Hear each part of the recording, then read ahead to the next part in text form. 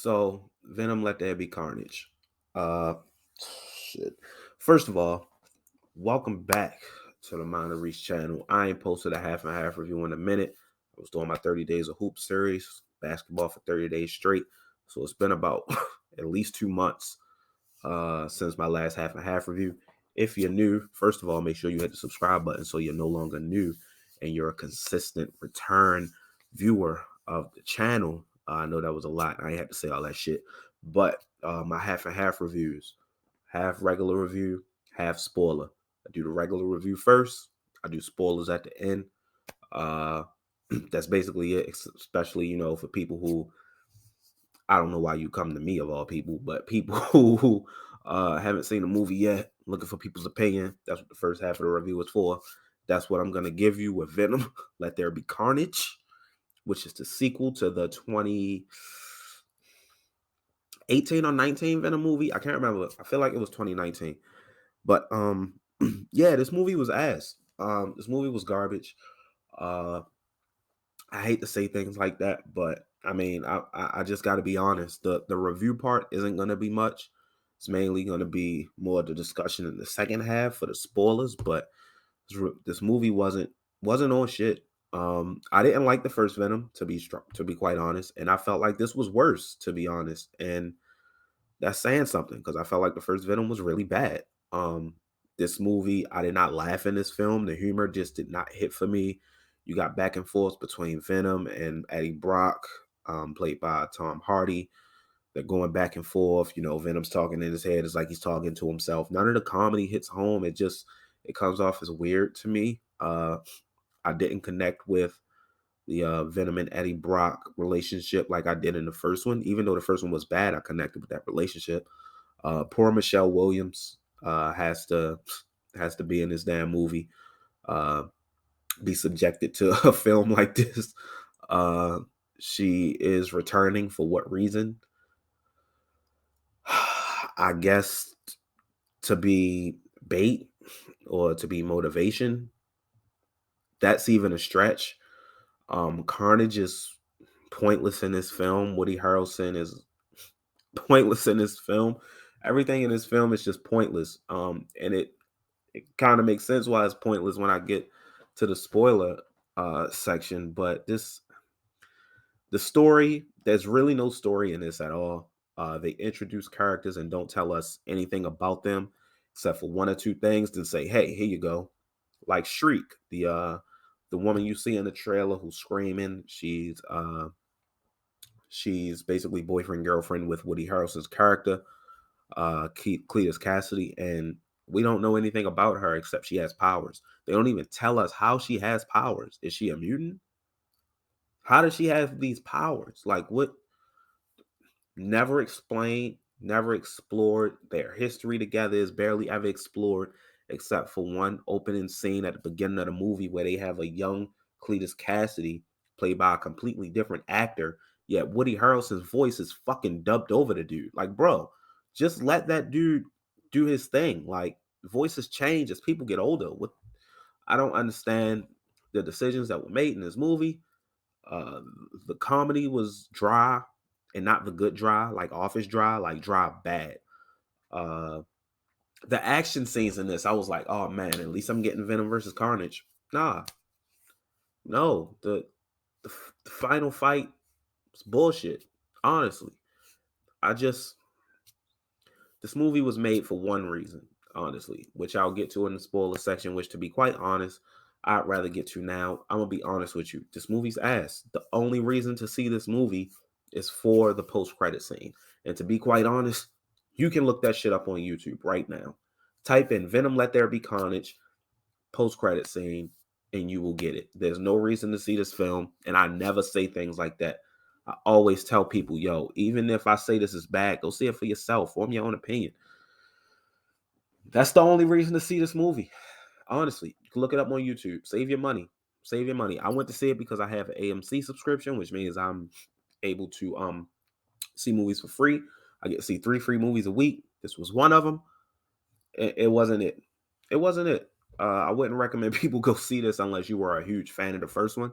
Then yeah, sure. I mean, by all means, I'm pretty sure you'll enjoy this. But Yeah, Venom Let There Be Carnage. I can't say it was a failure because I feel like they achieved what they set out to do, and it's also making a lot of money. It's the highest grossing film since the pandemic. So kudos to them, but it wasn't for me. So now I'm gonna get into the spoiler section. You have 5 seconds to leave before I get into spoilers for Venom Let There Be Carnage. Okay.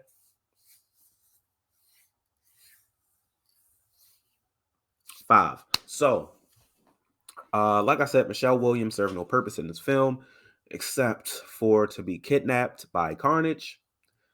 That's it. It's literally the only purpose she served, and it's sad because Michelle Williams is a fantastic actor.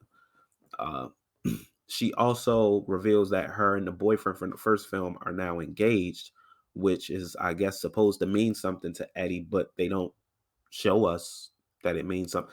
You know what? Fuck the spoilers for the movie. I told you it was ass. Let's get to the mid-credit scene, post-credit scene. So at the end of the film, Eddie Brock and Venom are on the run.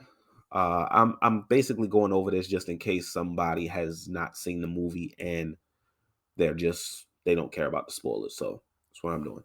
Uh, they're on the run. They are on some island, like a vacation resort type of thing, and that's at the end of the film. So the post credit scene, we pick back up. They're still there. I assume it's the same place. They're in bed watching TV.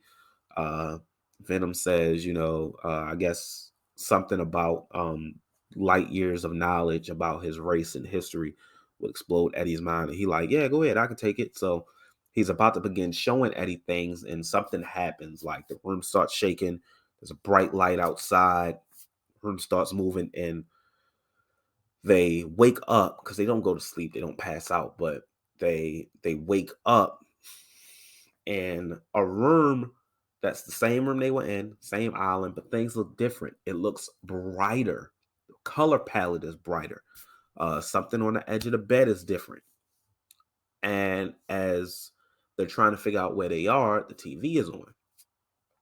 And you can hear J. Jonah Jameson in the background on the TV discussing Tom Holland's Spider-Man, his identity, and him murdering Mysterio. So yes, now we have Venom inside of the MCU officially. Initially saying this, I was excited, like, oh man, this is a great post-credit scene. And it was a fantastic post-credit scene, like one of the best in a long time by any film. Then I thought about the ramifications, and I thought about what this means for not only Spider-Man No Way Home, but the future of Spider-Man in the MCU, if there is a future for Spider-Man in the MCU. And I'm afraid. I'm afraid that Sony is going to mess up a good thing with Tom Holland's Spider-Man, pairing him with Venom. It really makes no sense for them to be paired together now. Like, throughout these two films, it's clearly evident Eddie Brock is a good person. Venom is a good person. He just wants to eat people because it's in his nature. But he's a good person. He wants to be a savior. I don't care about Venom unless he's opposing Spider-Man. And he's not just going to oppose Spider-Man out of nowhere just because he's in the MCU now. That makes absolutely no sense. It wouldn't make sense for the character of Eddie Brock that they've shown us for the last two films. Also, Eddie Brock is a grown-ass man and Peter Parker is a child. What issues would he have with it? You know what? That's a bad example because all his villains been grown ass men. But still, like, I'm very nervous. I don't expect Venom to have a big role in No Way Home, if a role at all. Maybe he'll have a cameo. Maybe he'll just show up in one of the mid to end credit scenes. But the real question is, what does that mean moving forward after No Way Home? Because Sony and Disney's deal was only for 3 films. No Way Home is the third film. Tom Holland said himself when they finished filming it, it felt like the end of, the saga of those 3 films and the start of something new. So right now, Sony has all the leverage. I feel like this was a part of the deal that Sony and Disney made when they almost lost Spider-Man again after Far From Home. Oh man, Sony has all the leverage at this point, and I don't know how I feel about it. It's very tough. I want to be excited as a fan but it's hard. I don't know how other people feel about it. Um, I I don't have much to say on the matter except that I'm nervous. Uh, I'm not sure if Venom is going to be in Spider-Man's movies moving forward. Does this mean he's in the MCU? Is Peter Parker going to continue to be in the MCU? Is it just going to be Sony taking over Tom Holland films now? What's the deal with it? What's the deal with it? What's going on? I'm pretty sure we'll figure this out in due time, especially with No Way Home 2 months around the corner. Uh, but yeah, man, let me know in the comment section below how you felt about Venom Let There Be Carnage if you did see it. What did you feel? What were your feelings on the post-credit scene confirming Venom in the MCU?